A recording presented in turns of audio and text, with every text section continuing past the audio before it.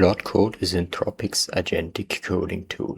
Instead of chatting in a browser, it runs directly in your terminal, on your PC, your server, or wherever you want it. With normal Claude AI, you are stuck in a copy-paste loop. Paste your code in, Claude gives you a fix, you copy that back into your editor, run it, copy that error back in, and so on.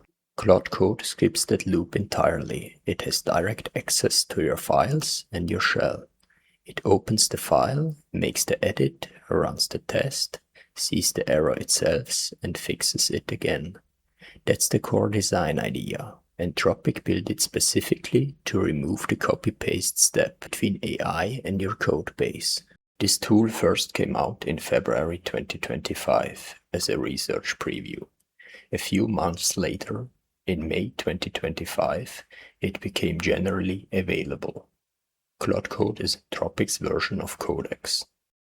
I highly recommend using the tool with Claude subscription, but I also show you in this episode how to set it up with Ollama for free.